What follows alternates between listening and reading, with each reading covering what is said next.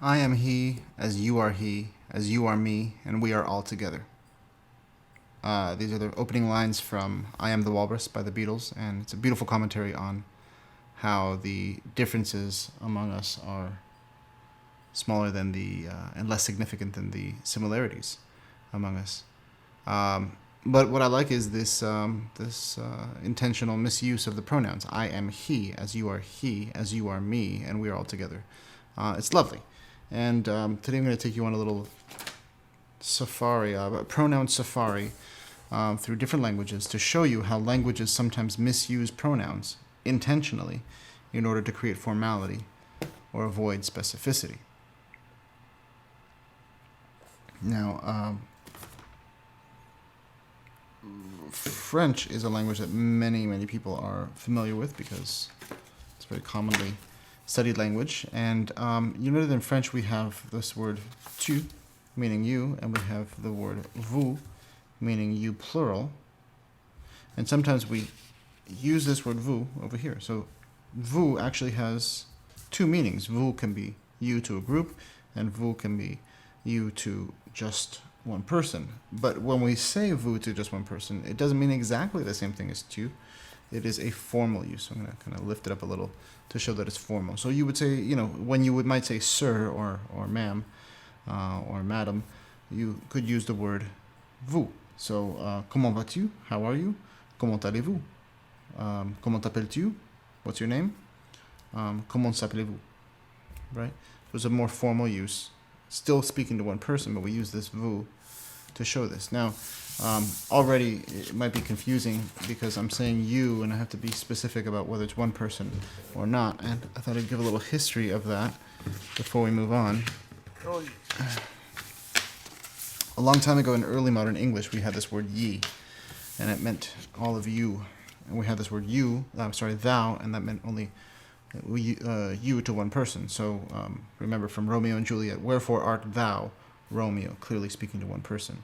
And from the King James version of the Bible, they say Jesus says something like, "O ye of little faith," speaking to a group of people. So this shows the difference between you, this you, and that you. The word you did exist in those times, and you was the object pronoun. So something like, ye are my friends, and I love you all. Right? Ye are my friends, and I love you all. And we have this word, similar to the word thee, right? Thou art my friend, and I love thee. That's just to one person. Somehow this word you just took over. Boom. And eventually just took over both the object and subject pronouns for singular and plural. One thing I haven't explained yet is this first person, second person, third person. Singular and plural is pretty self-explanatory, but first person means when you're talking about yourself. That's the first person you're talking about. Second person means you're talking to another person. Second person, one or more than one. And third person is that you're talking to somebody about someone else. Interestingly, Arabic has yet another division. It'll be right here in the middle. It's not singular and it's not plural. It's called the dual. And there's a way to talk about two people. Talk to two different people, and a way to talk about two different people. So you'd say antuma for the two of you, and huma for the two of them. Another language pretty familiar to many people is Italian. And here we have tu for you, and lui and lei for he and she. Hundreds of years ago, though, they started using lei as the formal form of the word you. So you might say something like come ti chiami for what's your name, or come si chiama lei for what's your name. But it's like, what's your name, sir? Next, Russian. Oh yeah. We have ty and vy. I've written this in Cyrillic. That's why it looks crazy. Ty and vy. Ty is the informal you, and just like French, follow this blue arrow here, we can use it also to be formal. So something like You might say, "Ты знаешь, где моя жена?" Ты знаешь. Do you know where my wife is? Or вы знаете, где моя жена? That'd be like same thing, but do you, respectfully, you, sir, know where my wife is? Or вы знаете, где, no, вы знаете, кто написал «Война и мир»? Something like that. Next language. Hindi. Check out Hindi. Hindi has these two words for the singular, second person singular, tu and tum. But just like French and Russian, they have also used this word ap to make it to mean formal.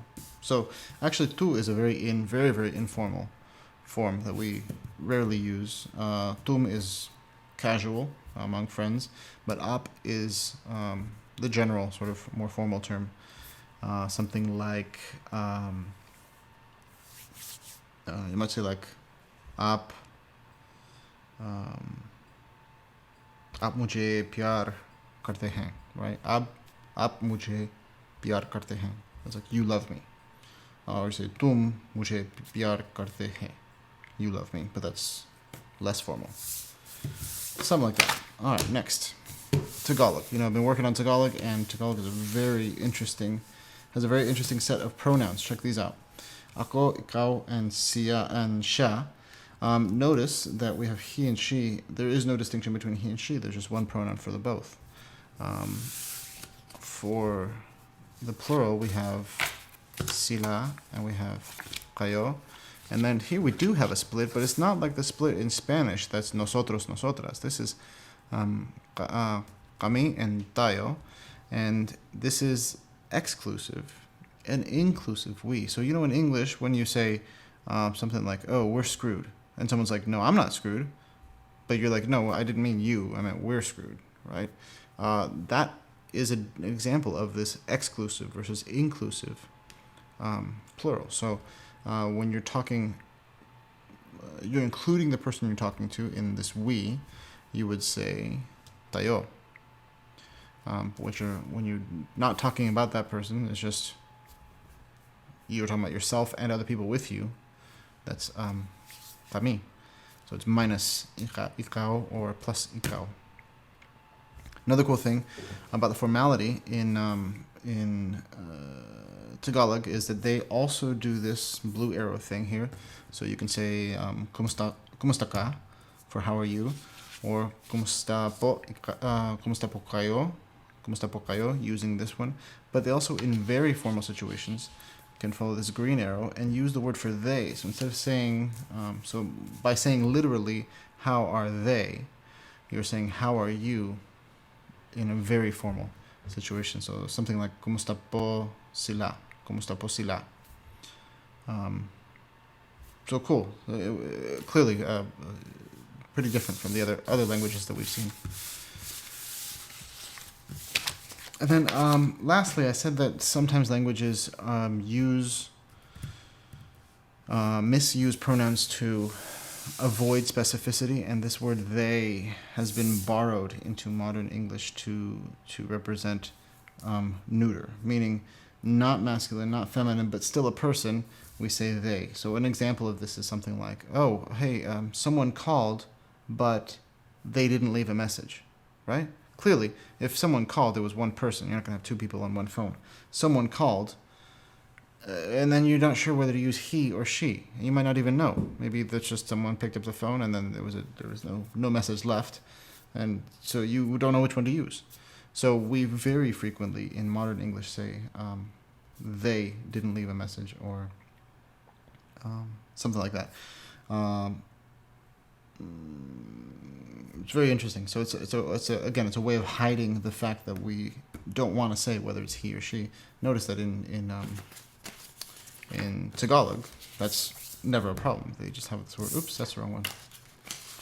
They just have the word siya.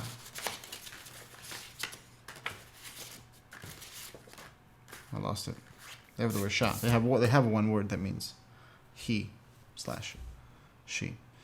So there you go. I hope you enjoyed this whirlwind tour through different languages and the different ways that we kind of shift around our subject pronouns and use them in different ways.